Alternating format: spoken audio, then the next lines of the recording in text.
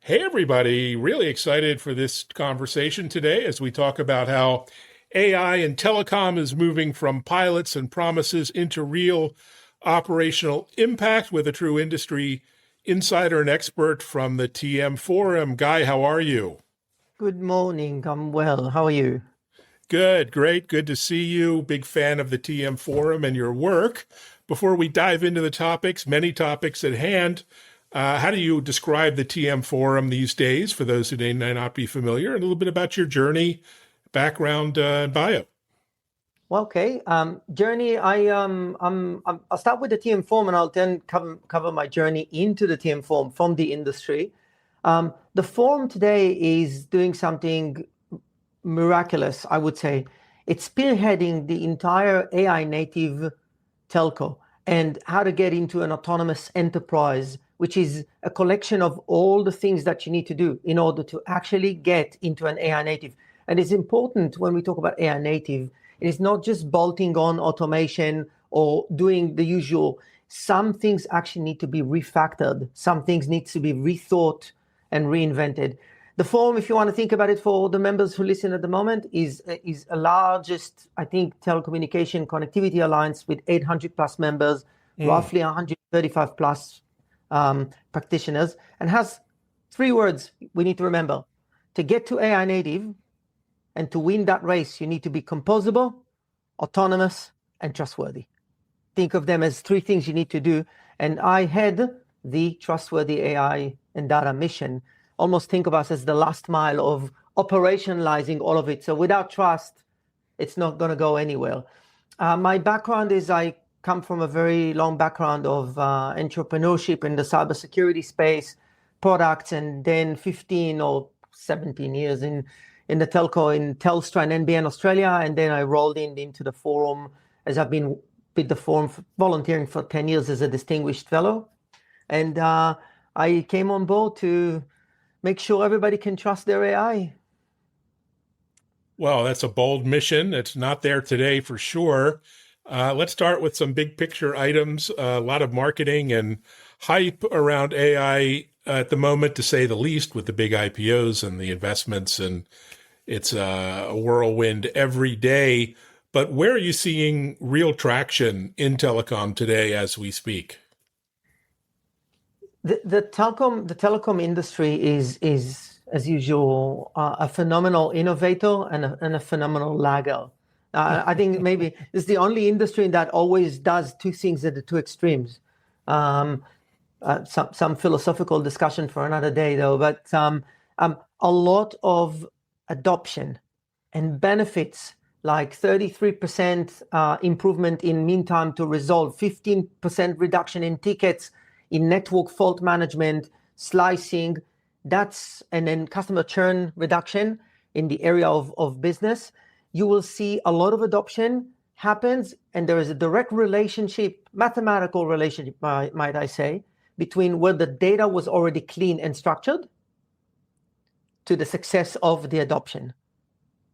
Faults are very clean. They're very clean. They come anomalies. Churn, very clean. It's a signal. Both are signals that can be tracked very easily. And where the signal was clear, the success was.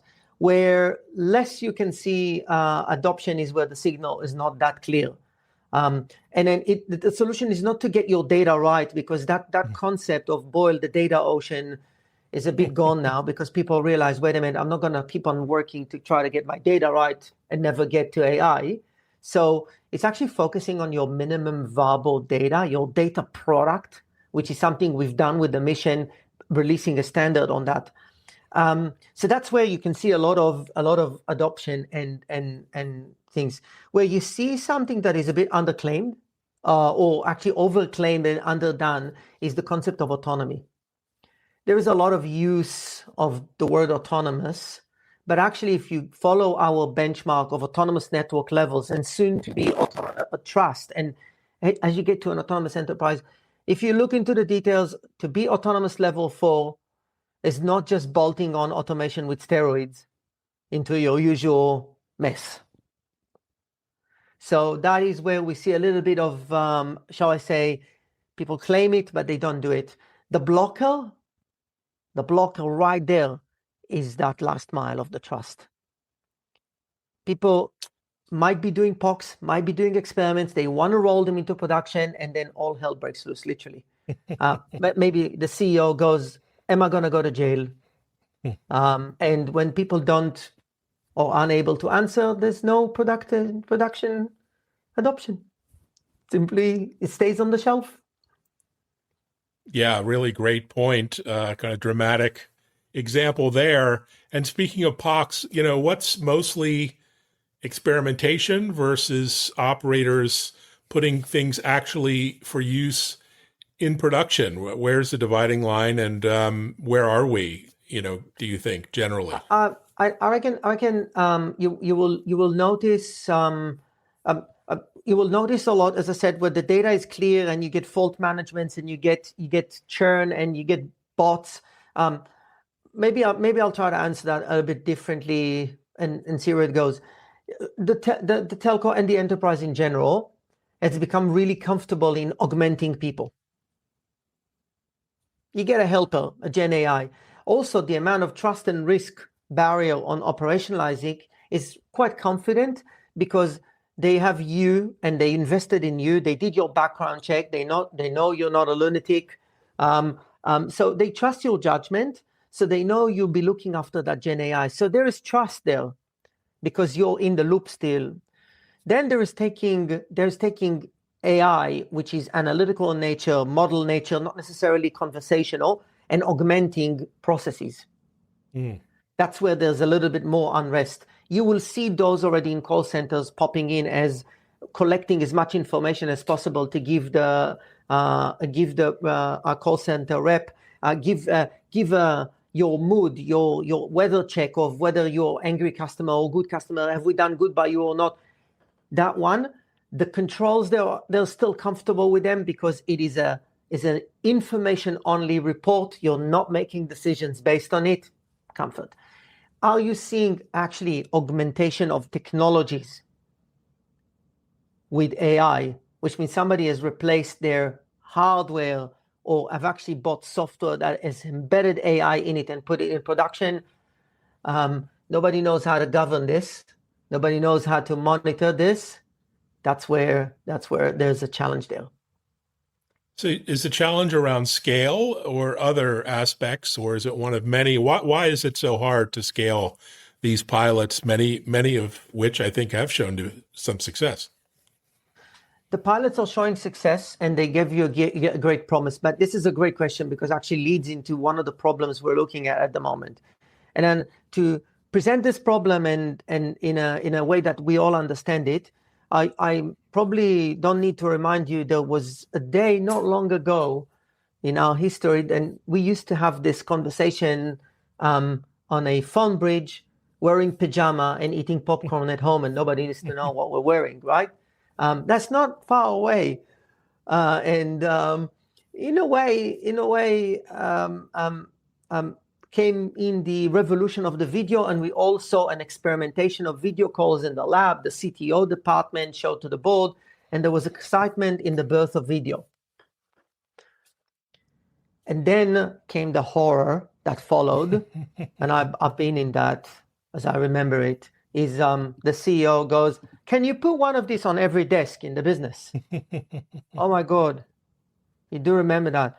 Hardware, transit network upgrades, interoperability, identity, devices, supply chain, calls not working, HLRs. It was an engineering effort to scale. Eventually, we can now have this conversation on video over the internet. But honestly, it was hard, very hard. If I can just convince you to change the word video to agent on every desk, here we go again. Great point. I remember those video calls. You'd have to call IT to set up every call. That was just par for the course. So you have great to call analogy. IT today. You have to call IT today to set up inference if you really want to do something heavy. It's absolutely the similar journey. We tend to forget ourselves, but for those of us I've been here a little while. This is just repeating itself. Only this time, the video had trust built into it because it's a point to point. This one has no trust built into it. The more autonomy you give this thing, the less you know whether you're going to jail. And then that's where, so there's an engineering scale. And then understanding that in December 25, when we started the mission, understanding that the last mile is probably the most important thing at the moment. And then we use the tagline of, we use two taglines, by the way. The first one is, we call this operationalization is the engine of acceleration. To say, you must operationalize in an agile way. Operationalize, more. You will not go to this gym and come out in an hour session, Mr. World. It's not going to happen. It is a journey of building that muscle. And the second one, we tell people that the difference in this day and age, unlike before, trust can no longer be claimed. It must be demonstrated. People would not take your claims. You can claim something you can see in a video, okay? What are you claiming here? You're not going to do any harm, that your AI is not going to tell the rep to give bonuses to every customer, every call, that your AI agent is not going to go crazy and call the speed test 1,000 times per minute and take the network down. Cannot claim this. You are in an agent world at the moment. Really well said. So we touched on, infrastructure and IT and data, even culture. What about regulation and governance? What has to change there as AI gets closer to the network? We talk about this a lot. Thank you. We talk about this a lot. There are three drivers that are really driving our industry with this area, and one of them would be regulation. The first one we've just discussed just right now, to bridge from the previous conversation, we call it the AI industrialization.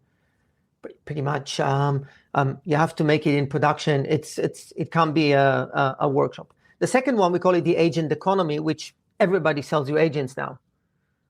Okay, there's more to come, and we can talk about it later as it goes from 100-gram passive device to 15 kilos active device at home.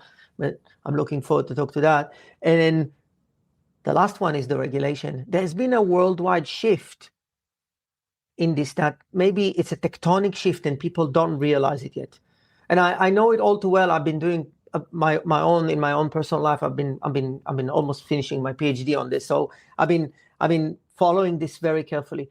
The regulators have realized something really important about 3.5 years ago. They usually do if you listen to them carefully. They realized that the GDP promise of trillions of dollars, you know how it went from millions to billions to trillions in no time. Okay. By the way, the tokens that we consume are also going from billions to billions to trillions now. I wonder how we make money there. But they have to protect this future revenue. And they realize also that being regulators and owners of citizens, it must be done in a safe way. You cannot harm the people that adopt, knowing that the change is with people, augmenting people, loss of jobs, replacement of jobs. How do they run innovation and not inhibit innovation and still grow? Regulation until recent years was all compliance, checklist. Do you have a firewall? Yes. Did you wash your hands before dinner? Yes. Okay, I can trust you. You're good. Now you can't be claiming all of this, and they moved all of them into what's called risk-based regulation. The first one was the European Union Artificial Intelligence Act, AIA, followed by the Americans, followed by many countries, and now sovereignty is coming further and even strengthening that. Supply chains.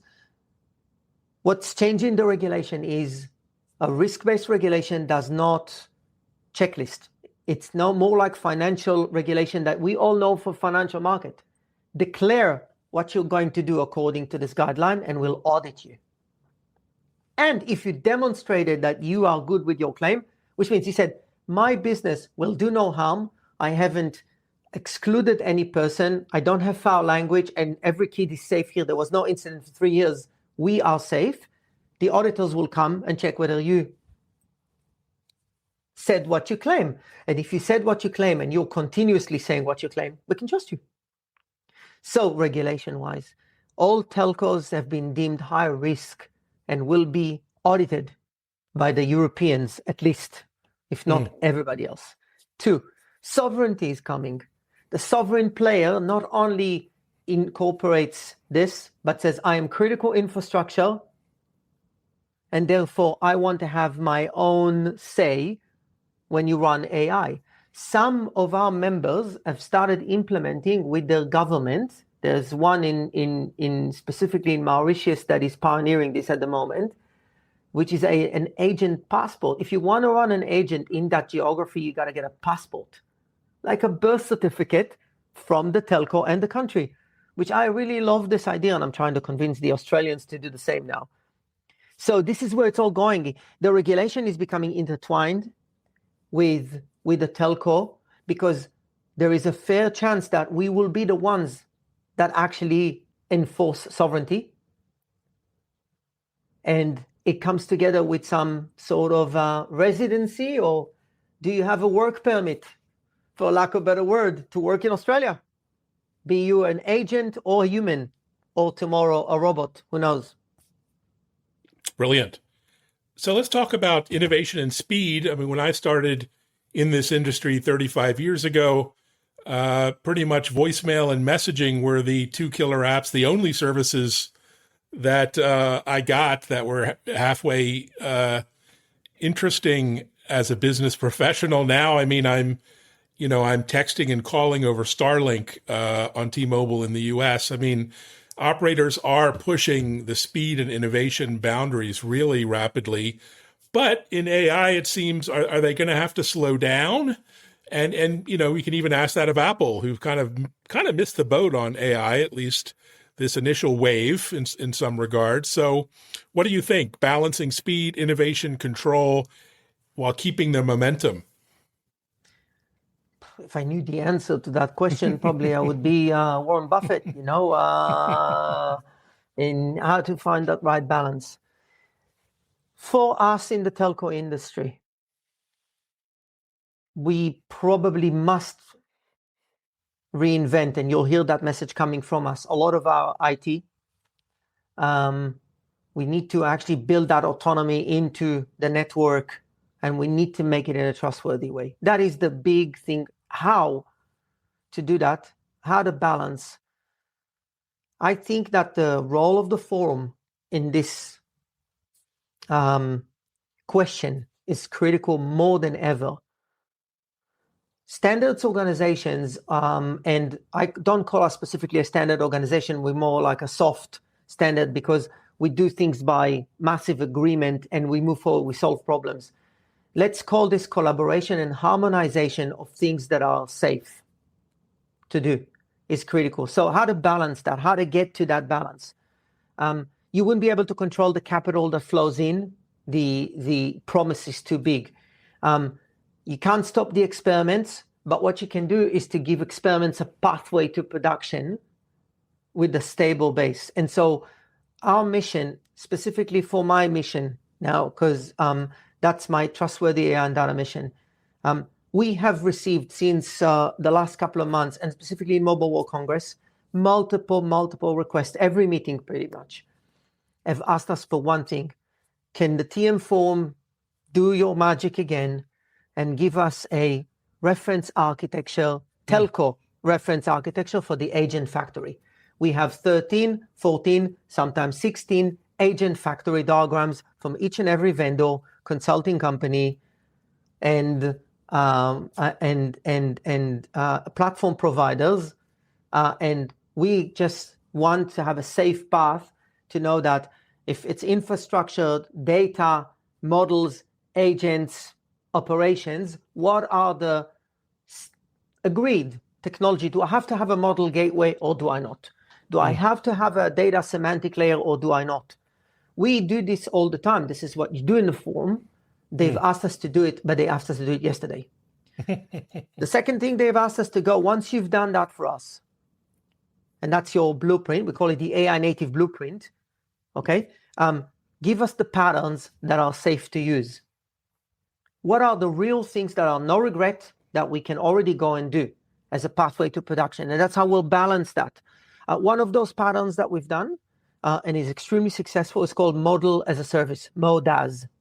MODAS was born in Melbourne here by Telstra, PwC, and Dell, and is now grown to be really big. It's got a catalyst that presents in DTW Copenhagen, and it will demonstrate concepts of sovereign inference, intent-based model, agent asking the platform, give me your cheapest model, give me your safest model, without the need to know what model. It would allow our members to onboard, procure contracts like the good old days, a contract with Gemini, a contract with that host SLMs, and service them to agents in a unified way. This is just one example. There are a couple of more patterns that we've done for security, agent-to-agent interaction, some for data products, some for governance and evidence, and we're doing.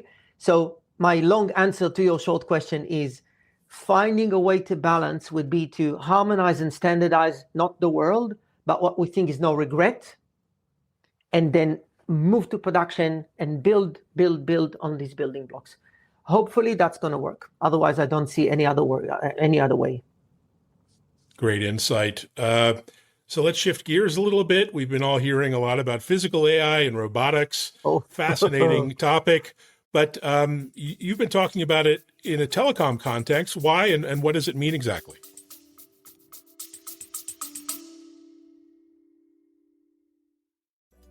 AI is changing the game of business. Will you be on the winning team? I'm Jordan Wilson, the host of the Everyday AI podcast, and your coach to help you learn the X's and O's of AI. Artificial intelligence isn't just a new player in the game, it's a new sport altogether. So if you don't quickly put AI into play, your competitors will run up the score. I've spent my whole life building winning teams, from coaching basketball to working with big players like Nike and Jordan Brand. My next move? Helping you win with Everyday AI. Listen wherever you get your podcasts or on everydayaipodcast.com. Let's tap into AI together and put points on the board.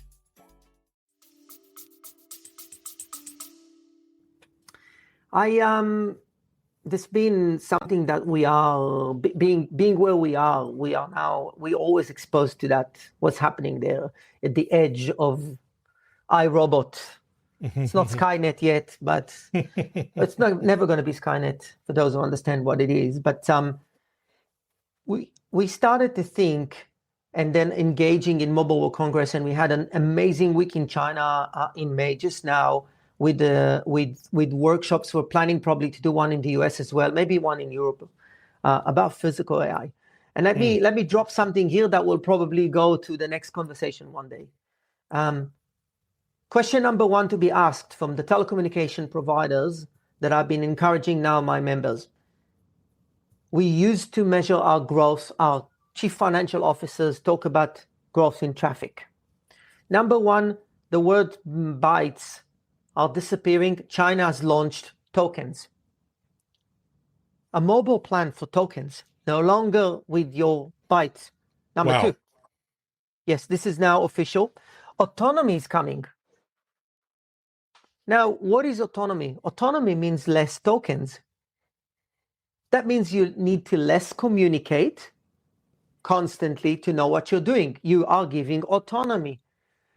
Autonomy in the physical AI world means that a piece of embodied intelligence, let's call it the right way, will be operating and cannot be connected all the time. And so this is really interesting now. At some point in time, you have to start thinking, conversation number one is, are we going to have more in numbers, devices sold or tokens? Which one's going to grow? I have a personal bet that we'll see more devices sold, as this is the potential, the real potential down the road. That's number one. Number two, you should ask yourself, there is a transition, and the transition is not something that we are kind of thinking about at the moment because we're all technology. But the transition is from 100-gram passive device, your modem, your TV router, your router at home, passive, no moving parts, very cheap manufacturing, to a 15 kilos or 50 kilos moving complicated machinery that might be at your house or in your factory. 100-gram passive device, 15 kilos dog. Moving parts. Is this a smart modem that has to be maintained at home? What happens when it breaks? It needs a truck roll. Okay? It's good maintenance. It'll have to be serviced. This thing are all coming, and we are. This is happening in the industrial, where they have industrial robots at the moment, but at home. The other thing at home, before I tell you what the telco role is, it is something I've heard. And again, these are concepts that are really advanced, but the world, there are things that are called world models. They are not language models. They are models of the language of Mother Nature. These world models are actually telling you how to interact with nature forces. Why do you do that? They are given to full size or dogs or physical AI. What you and I have learned since day zero, our neural network in our room temperature quantum computer, because that's what we are, okay? You've been wiring yourself when you move your hand in such a way in the train and you might hit somebody, you have body adjustment. You adjust your force, you adjust your weight. Let me tell you, the robot's going to smash somebody's face in the train. So they're taking world models and embedding them into the body intelligence of the robot. Body intelligence is a word you'll hear more. Now, why am I telling you all of this? I was asking the question from my telco members, and who are the companies on this planet that can put a device at home, connect it, maintain it, truck roll when it's broken, have the operational call center understand home safety, understand health and safety as critical infrastructure, and is sovereign to maintain this stuff, this very, very smart autonomous modem at home? Is that the electricity company? No. Is that the hyperscalers? Probably no. They can ship a box, passive, but they cannot operate. Telecommunication companies, and we forget the last word, which is the most important word in our heritage, telecommunication operators. The moat of the telco industry is its operational workforce that we tend to forget because we like to play with technology, is and might become the actual one that helps roll out physical AI future into the world. My question to the telecommunication industry in this today and in the future, are we going to have a piece of the pie, and how? Oh, brilliant take. And it's already happening to a tiny degree in healthcare at home and remote patient care, remote patient monitoring, robots in the home for elderly aging in home as we're all getting older, including on this show. So it's, I'm rooting for success here. And it sounds like science fiction, but very much not. So coming back to Earth, though, for a moment, any final message to telecom leaders, maybe CEOs, on why they should attend DTW Ignite, the big TM Forum get-together in Denmark in just a short number of weeks? Absolutely.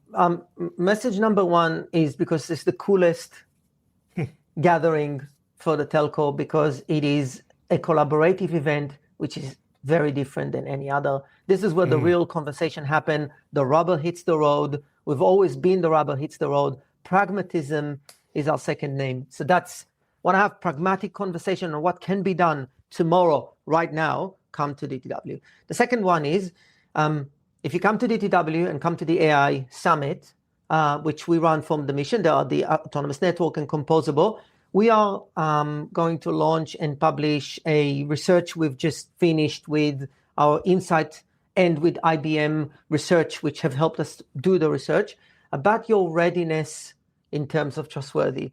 And I wouldn't spoil the fun of the results, but I would just say that we are going to point out a very, very serious gap between what people think they are and what is really happening. And this is a call to the industry. Again, trust cannot be claimed, no longer claimed. It must be demonstrated and continuously demonstrated. And we are going to lean very heavily into how can you do that last mile so AI becomes reality. Brilliant. Well, blockbuster gets together. And of course, the fact that it's in Denmark in June, the most beautiful cities in the world, doesn't hurt. So everyone head out to Denmark for Ignite in June. And great chatting, Guy. I really learned a lot. And thanks everyone for listening, watching. Check out our TV show as well, techimpact.tv on Bloomberg Television and Fox Business. Thanks everyone. Cheers. Thank you.